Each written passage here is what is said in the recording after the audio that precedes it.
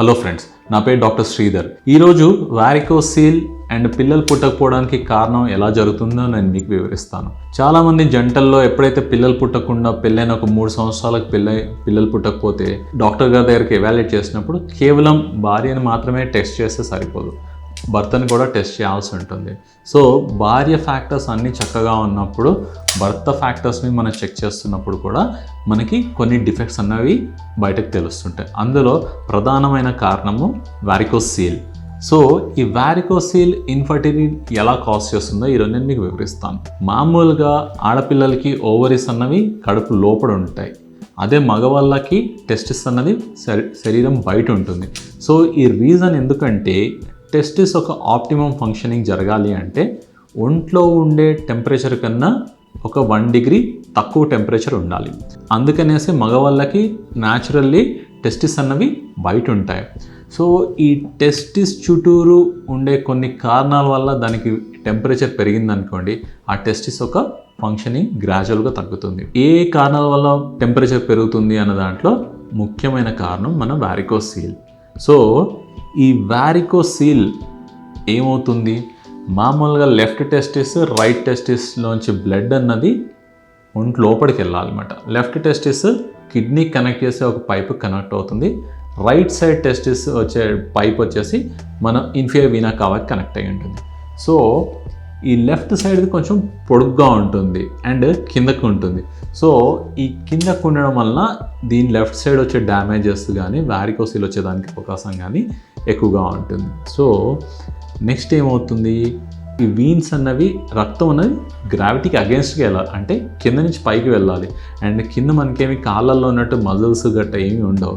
So against gravity వెళ్ళినప్పుడు ఏమవుతుంది, ఆ రక్తం అనేది మళ్ళీ వెనక్కి రాకుండా లోపల వాల్వ్స్ అన్నవి ఆపుతుంటాయి అన్నమాట.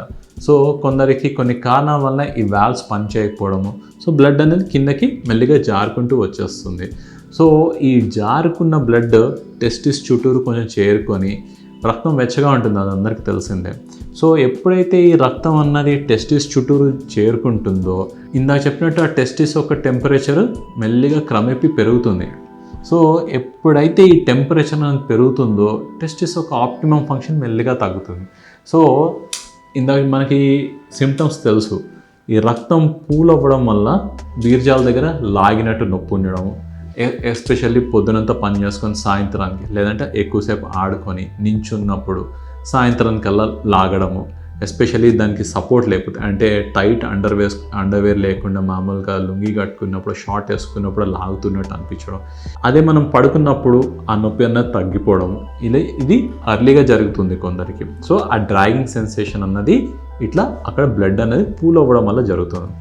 నెక్స్ట్ ఏమవుతుంది, నెక్స్ట్ స్టేజ్లో ఆ బ్లడ్ పూల్ అవ్వడం వల్ల టెస్టిస్ యొక్క ఫంక్షనింగ్ ఏముంటుంది, sperm production, testosterone production.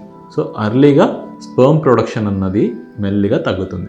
So ఈ స్పెర్మ్ ప్రొడక్షన్లో ఒక్కోసారి నంబర్ తగ్గచ్చు, ఒక్కోసారి స్పెర్మ్ కౌంట్ బాగానే ఉంటుంది, కానీ దాని తాలూకు మార్ఫాలజీ అంటే స్పెర్మ్కి ఈదుకుంటూ వెళ్ళి అండాన్ని కలిసే ఆ శక్తి సామర్థ్యాలు అన్నవి కోల్పోతుంది. ఆ మార్ఫాలజీ ఎప్పుడైతే తగ్గుతుందో కౌంట్ చక్కగా ఉన్నా సరే అవి లోపలికి వెళ్ళి అండాన్ని కలిసి ప్రెగ్నెన్సీ రావడానికి దోహదపడతాయి అన్నమాట. సో ఆ డిఫెక్ట్ ఎప్పుడైతే వస్తుందో మనకి ఈ పిల్లలు పుట్టకపోవడం అన్న కారణం జరుగుతుంది.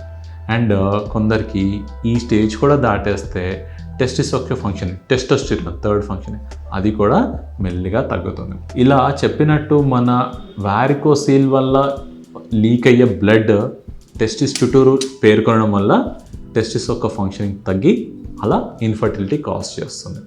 మీకు కనుక ఈ వీడియో నచ్చినట్లయితే మీ కామెంట్స్ ఏమైనా ఉంటే పెట్టండి, షేర్ చేయండి.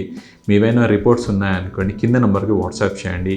ఒపీనియన్ అన్నది ఫ్రీగా ఇవ్వబడుతుంది. Thank you.